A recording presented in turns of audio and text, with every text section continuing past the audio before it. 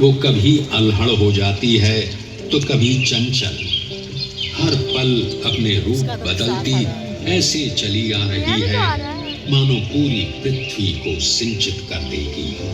तभी शिला से टकराती है और फैल जाती है विभिन्न दिशाओं में। कोई पुकारता है चित्रोत्पला तो कोई महानदी। इसकी शाखाओं के नाम हैं चंद्रभागा और प्राची। इसी नदी के तट पर बसे हैं कई नगर और कई जनपद। इन्हीं में से एक है कोणार्क।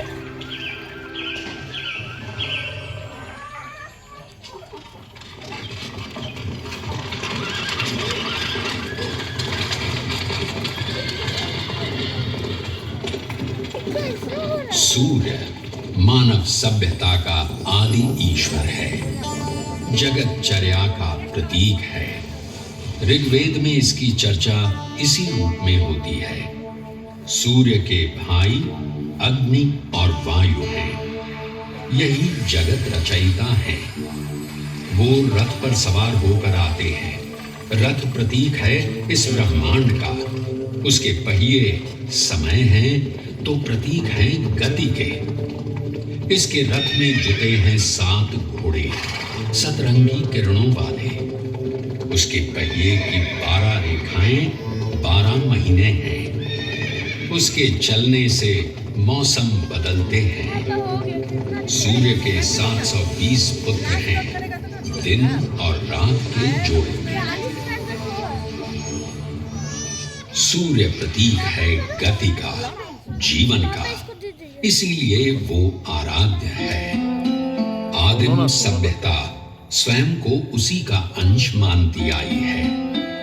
ईसा की 9वीं सदी में केसरी रियासत के महाराजा पुरंदर केसरी सूर्य के परम उपासक थे। उन्होंने कोणार्क जनपद में पहला सूर्य मंदिर बनवाया।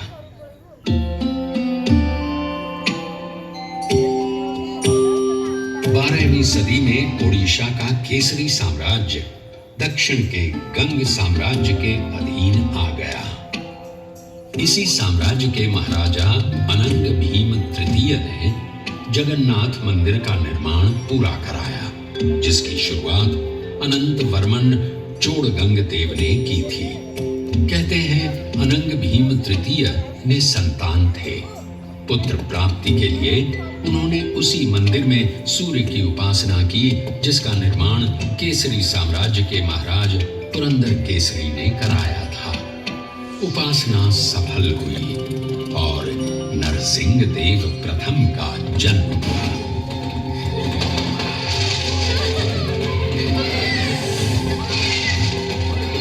नरसिंह देव, जिनका शासनकाल 1238 से 1264 तक रहा, उनमें अपने पिता अनंग भीम के तमाम गुण थे।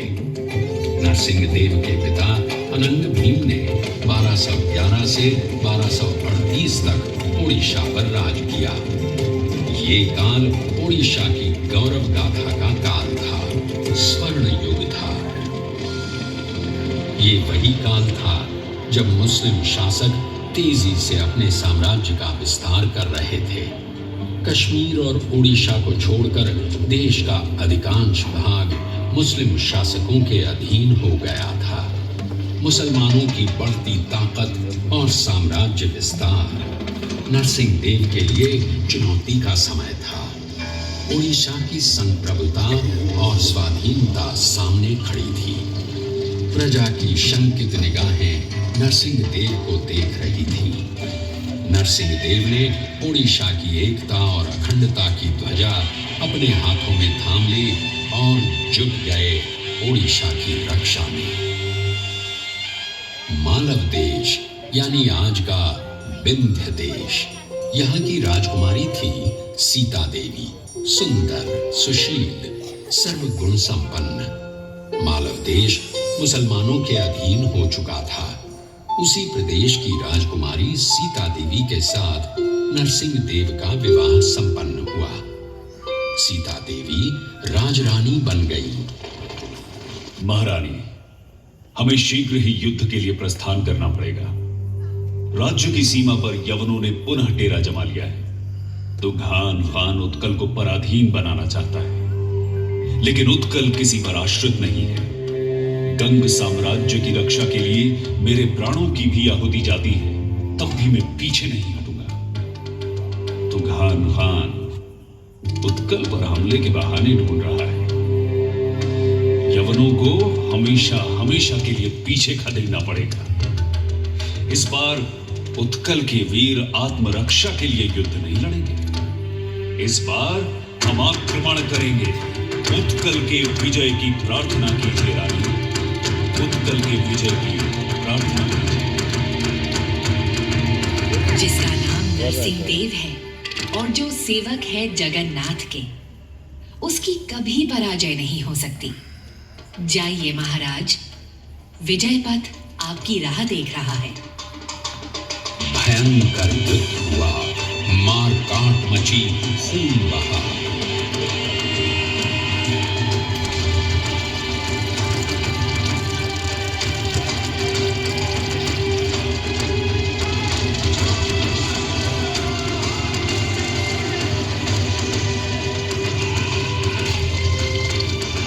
नरसिंह देव की वीरता और पाइक वीरों के युद्ध कौशल के आगे तुगान खान की पराजय निश्चित थी।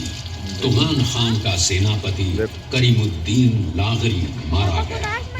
ओडिशा अगले 300 से भी अधिक वर्षों के लिए स्वतंत्र हो गया था। सन 1568 में अकबर के काल से पहले तक उसे पूरी तरह कभी पराधीन नहीं बनाया जा सका। लखनऊ की विजय उत्सव और उल्लास लेकर आई, लेकिन नरसिंह देव का मन विचलित था। अशांत नरसिंह देव की बेचैनी उनकी पत्नी सीता देवी को चिंतित कर रही थी। विजय की माला गले में धारण करने वाले महाराज, अब तो प्रदेश पहले की अपेक्षा अधिक शांत है। आपका यश आपके आगे चलता है, फिर भी आप चिंतित हैं। सूर्यमुख कलांत क्यों है महाराज? देवी, मैं युद्ध लड़ रहा हूं मातृभूमि की रक्षा के लिए, उसकी स्वाधीनता को बनाए रखने के लिए, लेकिन मन अशांत है। युद्ध लड़ना और राष्ट्र को संरक्षित रखना मात्र यही राजधर्म है। युद्ध लड़कर भूमि को तो सुरक्षित रखा जा सकता है, लेकिन उसकी पहचान, उसकी परंपरा, उसकी संस्कृति को सुरक्षित नहीं रखा जा सकता। संस्कृति की रक्षा भी तो राजधर्म ही है। उसके बिना ये राज्य, उसकी भूखंड और उसकी सीमा का अर्थ ही क्या रह जाता है? महाराज, केसरी वंश के राजा पुरंदर ने एक छोटा सा सूर्य मंदिर बनवाया था। आपके पूर्वज भी वही पूजा अर्चना करते आए हैं। कोणार्क के उसी सूर्य मंदिर में आपकी माता ने भी पुत्र प्राप्ति के लिए उपासना की और आपका जन्म हुआ। आज वो मंदिर जीर्ण अवस्था में पड़ा हुआ है महाराज। आपकी माता ने वहां भव्य मंदिर बनवाने की कामना की थी। आप उनकी मनौती पूरी करें। शायद कला संस्कृति के विषय में आपकी सोच का आरंभ यहीं से हो। अद्भुत! इससे सुंदर और क्या हो सकता है देवी? शीघ्र ही निर्माण कार्य शुरू करना होगा।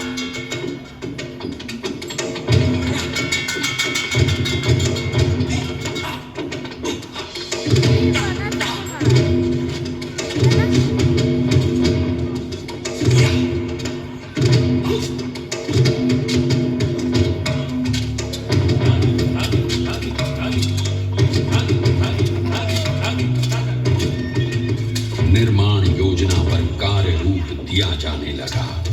मंत्रियों और शिल्पियों के साथ सलाह मशवरा शुरू हो गया। ओडिशा के वास्तुकार मंदिर निर्माण में सिद्ध थे। ईसा की 7वीं सदी से अब तक ओडिशा के शिल्पी उम्दा भवनों और मंदिरों का निर्माण करते आए थे। ओडिशा के अलग अलग प्रांतों से कारीगर बुलाए जाने लगे। मंत्री शिवेई सामंतरा महापात्रा को योजना का कार्यभार सौंप दिया गया। उधर सीमा पर फिर से युद्ध छिड़ गया था। सुल्तान इल्तुतमिश ने इख्तियारुद्दीन उज़्बेक को गौड़ प्रदेश का शासक बना दिया था। एक तरफ कोणार्क में मंदिर निर्माण का कार्य चल रहा था, दूसरी तरफ सीमा पर युद्ध। नरसिंह देव ने बांकुड़ा और हुगली के इलाके जीत लिए। कोणार्क का सूर्य मंदिर नरसिंह देव की विजय का प्रतीक बन गया। कारीगर उत्साह से भर गए। बेजान पत्थरों में जान डाली जाने लगी। छैनी हथौड़े की चोट से वीरान कोणार्क जीवंत हो उठा। कोणार्क के जर्रे जर्रे में इतिहास छिपा है। हर शिला अपनी ही कथा कहती नजर आती है। सच है या झूठ ये तो किसी को पता नहीं, लेकिन किंवदंती जरूर है। किस्से कहानियां तो उसी की बनती हैं जो श्रेष्ठ होता है। तो इन किस्से कहानियों से ये जरूर पता चलता है कि कोणार्क श्रेष्ठ है। द्वापर युग था। श्री कृष्ण की 8 पटरानियों में से जामवंती के गर्भ से जन्मे सांब। सांब रूपवान थे। अपने रूप पर उन्हें गर्व भी था। एक दिन ब्रह्मर्षि नारद पधारे। अपने रूप में मदमस्त सांब उनका अपमान कर बैठे। पृष्ठ नारद ने कृष्ण से ये कह दिया कि तुम्हारा पुत्र सांब गोपांगनाओं के साथ प्रणय क्रीड़ा में लीन है। क्रोधित कृष्ण सांब को ढूंढने निकले। इधर नारद ने सांब से कहा, पुत्र, तुम्हारे पिता रैवतक पर्वत पर तुम्हारी प्रतीक्षा कर रहे हैं।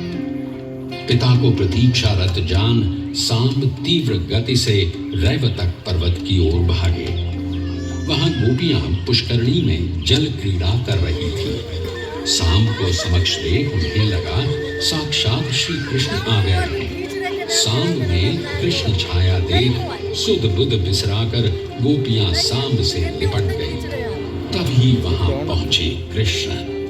सांब को गोपियों के आलिंगन में देख क्रोध से भड़क उठे।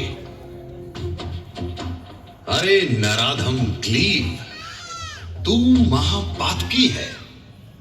मैं तुझे श्राप देता हूं। जिस रूप के अहंकार में तू डूबा है, तेरा वो रूप नष्ट हो जाए। तेरे रूपवान अंग कुष्ठ से भर जाए। पिता के शाप से सांब को कुष्ठ हो गया। नारद के प्रति हुए अपमान का उन्हें आभास हुआ तो वे नारद के पास पहुंचे।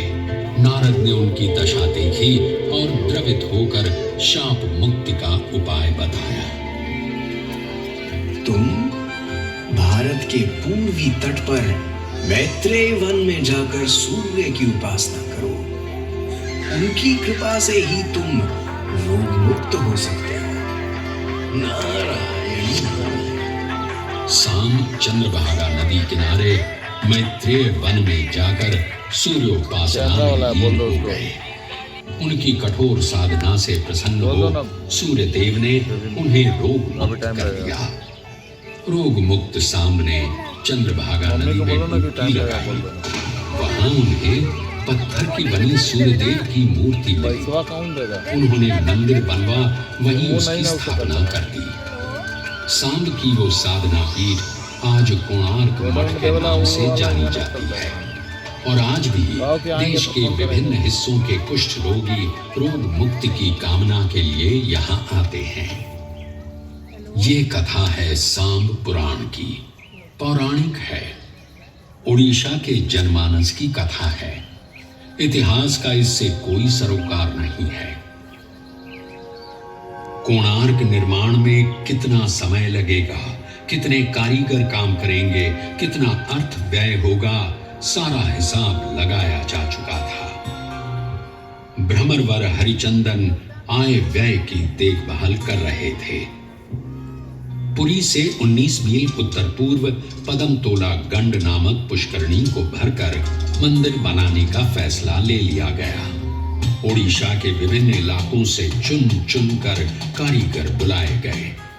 दूर दूर के पहाड़ों से पत्थर लाए जाने लगे। चित्रकोंडा, माकंडा, रेगेड़ा, श्वेत, श्याम, किस्म किस्म के पत्थर और नील रंग का ग्रेनाइट लाया गया नीलगिरी से। नवग्रह के लिए शिला आई 642 मन की। मंदिर के ऊपर कलश स्थापना के लिए 56,000 मन का 25 फीट ऊंचा शिलाखंड जलमार्ग द्वारा 100 मील से भी अधिक दूरी से लाया गया।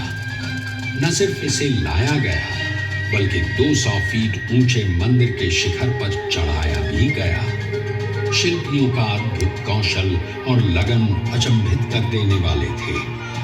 कुल 1200 कारीगर लगाए गए निर्माण कार्य में काम पूरा करने के लिए और समय निर्धारित किया गया 12 वर्षों का। महाराज नरसिंह देव स्वयं रुचि ले रहे थे निर्माण कार्य में।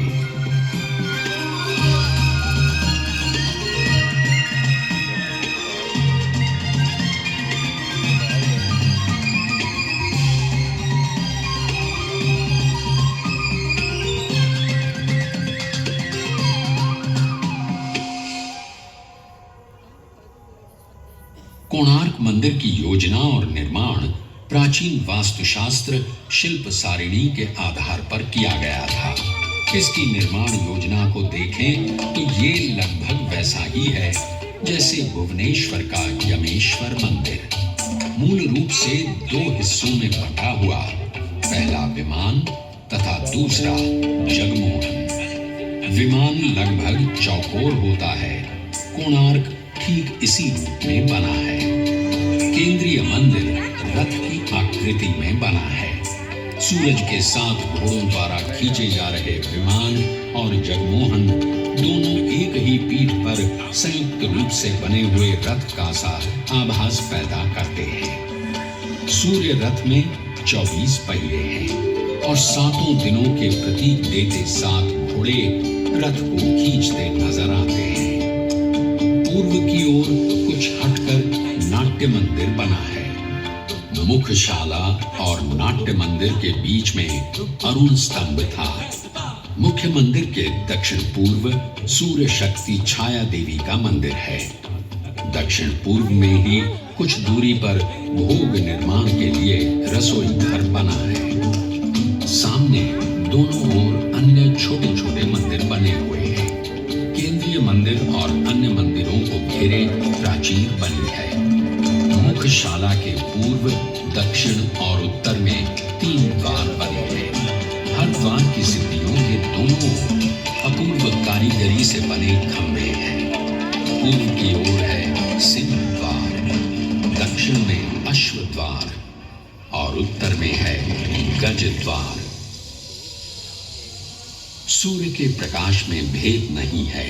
वो जाति, धर्म, संप्रदाय और देश में फर्क नहीं करता। कोणार्क का सूर्य मंदिर सर्वधर्म की पीठ है। सब एक हैं, यही कोणार्क कला का संदेश है। कोणार्क को गौर से देखें तो वो केंद्र से एकाकार होता नजर आता है, मानो कोई ताकत उसे अपने में लीन कर लेना चाहती हो। इसके शिल्प की खासियत यही है कि ये अपनी विशालता और भारीपन के बावजूद ऊपर की ओर उठता गतिमान प्रतीत होता है। मुगल बादशाह अकबर के दरबारी अबुल फजल ने अपनी किताब आईन अकबरी में लिखा है, अद्भुत कोणार्क ओडिशा वास्तुकला का चरम है, एक जलता हुआ दिया है। पर अफसोस वास्तुकला का ऐसा अद्भुत चिराग इसके बाद ओडिशा के स्थापत्य में फिर कभी नहीं दिखा। ओडिशा के मंदिर भव्य साज सज्जा वाले मंदिर हैं।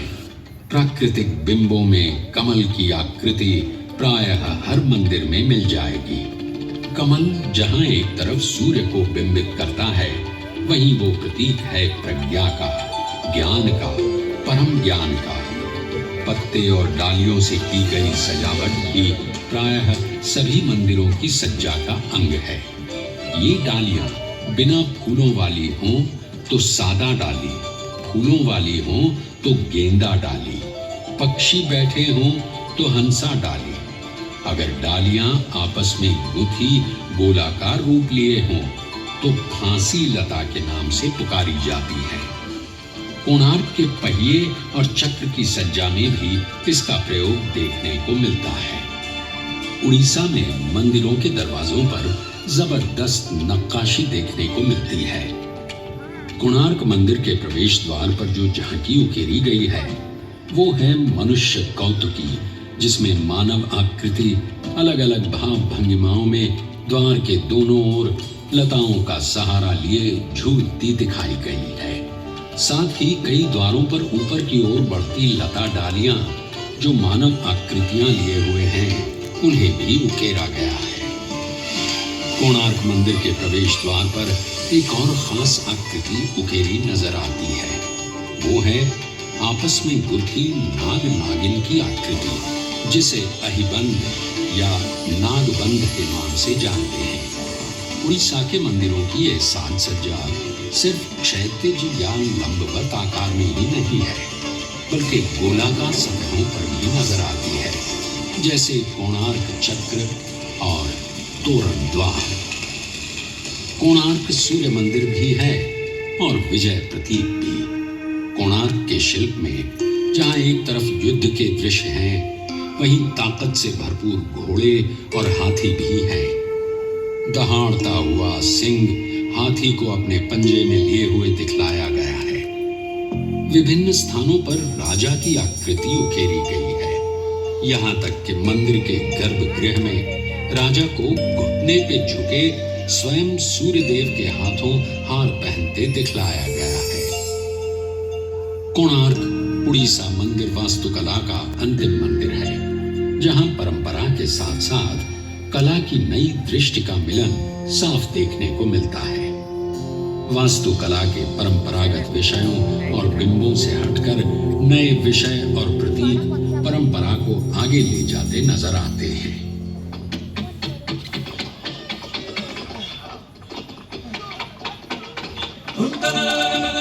जनपद के महान शिल्पी विष्णु महाराणा प्रणाम स्वीकार करें। जन्म लेने के बाद जब से मैंने होश संभाला तब से मेरी आंखें आपको ही ढूंढती रही। आपकी शिल्प कला के बारे में सुन सुनकर मैं पत्थरों को काटना, उन्हें आकार देना सीख गया। आप मेरे आदर्श हैं, आप ही मेरे गुरु हैं। बचपन में पिता की बाहों का झूला तो नहीं मिला, लेकिन गुरु का आशीष तो मिल सकता है ना महाराज। माथे पे आशीष का हाथ रख दीजिए विष्णु महाराणा। कौन हो तुम बालक?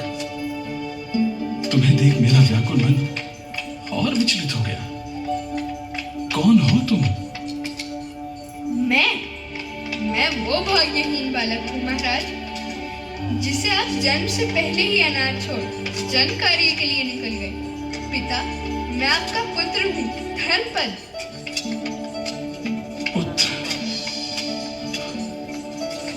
हाय शिल्पी जीवन, 12 वर्षों तक जिसे भूला रहा, आज वो सामने खड़ा है, जिसे गले लगाने को जी चाहता, घंटों महीनों जिसे निहारने बातें करने का मन करता है। लेकिन हाय दुर्भाग्य, 1200 शिल्पियों के प्राण पुत्र स्नेह से अधिक प्रिय है। क्षमा पुत्र, मैं विवश हूं। ये दधिनौती नहीं लगा तो शिल्पियों के प्राण चले जाएंगे। अभी तुम जाओ, बाद में मिलूंगा जब काम समाप्त हो जाएगा। यह काम तो अभी के अभी समाप्त किया जा सकता है। ये दधिनौती शिखर पे चढ़ाना कौन सा मुश्किल काम है। मैं आपका पुत्र हूँ महाराज, बस आशीर्वाद दीजिए। अचंभित पिता मुंह खोले देखते रह गए। धर्मपद जुट गया। देखते ही देखते दधिनौती शिखर को छूने लगा। जो काम सिद्ध शिल्पी न कर सके वो 12 वर्ष के एक बालक ने कर दिखाया। सब चकित थे। काम पूरा हो जाने का उत्साह था। वहीं एक 12 वर्ष के बालक से हार जाने की ग्लानि भी। शिल्पियों के दल में बातें शुरू हो गईं। अगर महाराजा को इस बात का पता चला तो सबकी बदनामी होगी। हमारी कला, हमारी कारीगरी से लोगों का भरोसा उठ जाएगा। बात धर्मपद के कान में पड़ी। पिता के शिल्प और 1200 शिल्पियों की कलाकारी पे उसकी वजह से प्रश्न उठे, ये उसे मंजूर नहीं था। और देखते देखते चंद्रभागा नदी में छलांग लगा। शिल्पी मान मर्यादा की रक्षा के लिए अपने प्राण त्याग दिए।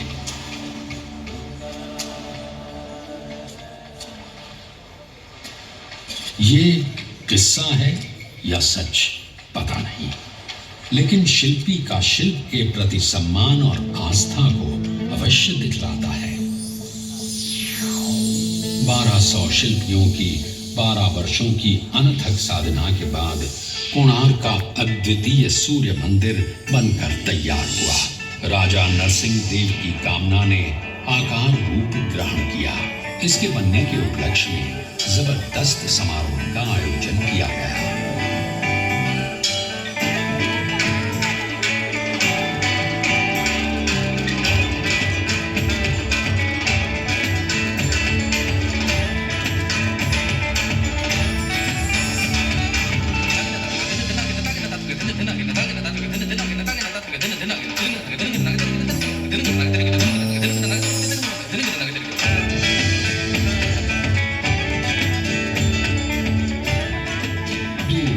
से अपार जनसमूह समारोह में भागीदारी के लिए उमड़ पड़ा।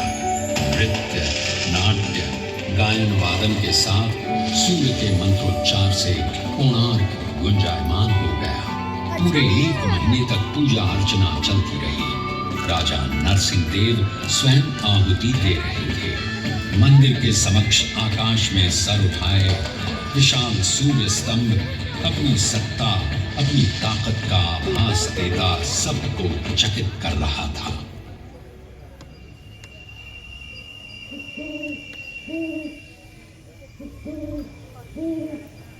13वीं शताब्दी के मध्य में बना हिंदू वास्तुकला का ये नायाब नमूना कैसे और कब अपनी चमक खो बैठा, एक बियाबान जंगल में दब गया, इसकी ठीक जानकारी नहीं मिलती है। पद्म क्षेत्र देवला कर्मांगी के ताड़पत्र के अंतिम हिस्से में कहा गया है, वर्षों तक पद्म क्षेत्र में मेरे द्वारा बताई नीति से सेवकों ने सूर्य की आराधना नहीं की। परिणाम स्वरूप सूर्य देव इस मंदिर को छोड़ चले गए। हालांकि ये बात कब लिखी गई इसकी जानकारी नहीं मिलती, इसलिए इसे भी साक्ष्य रूप में नहीं माना जा सकता। कोणार्क में घूमते गाइड आपको अक्सर बताएंगे कि इसके विध्वंस की वजह और कुछ नहीं बल्कि महान नाविक क्रिस्टोफर कोलंबस की कारस्तानी थी। प्रचलित है कि मुख्यशाला के ऊपर एक विशाल चुंबक स्थापित था, जिसका चुंबकीय क्षेत्र इतना अधिक शक्तिशाली था कि वो सुदूर समुद्र में नौ संचालन में बाधा उत्पन्न करता था। कोलंबस जैसे महान नाविक को ये भला कैसे रास आता, सो उसने इसे उखाड़ फेंकवाया। कहते हैं कि चुंबक के हटते ही मुख्यशाला चरमरा के गिर पड़ी।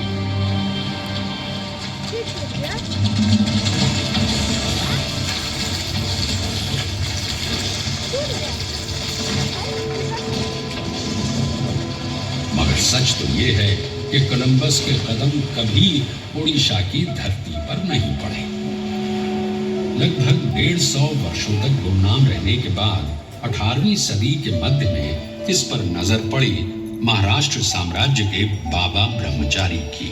वे महाराजा वीर किशोर के अधिकारी शिव भट्ट साठे के गुरु थे। उन्होंने सर्वप्रथम इसकी साफ सफाई करवाई। फिर 1824 में एक अंग्रेज अफसर एंड्रयू स्टर्लिंग ने इसका अध्ययन किया और इसके रेखा चित्र प्रकाशित किए। फिर क्या था, कोणार्क का यह सूर्य मंदिर पुनः अंधकार से प्रकाश में आ गया। इसकी अद्भुत कला अपनी क्षतिग्रस्त अवस्था में भी अचंभित कर जाती है। आज ये विश्व की धरोहरों में से एक है। भारतीय पुरातत्व सर्वेक्षण विभाग इसकी देखभाल, इसे संजोए रखने में दिन रात लगा है। कोणार्क सत्य है, जीवन का सत्य, शिल्पी की कठोर साधना का सत्य, उत्कलीय और भारतीय संस्कृति का महान सत्य है, जो कई कथाओं को अपने में समेटे है। हो सकता है इसमें आपकी भी कथा आपको मिल जाए। ध्यान से देखिए, कान लगाकर सुनिए। कोणार्क आपको आपकी कथा सुना रहा है।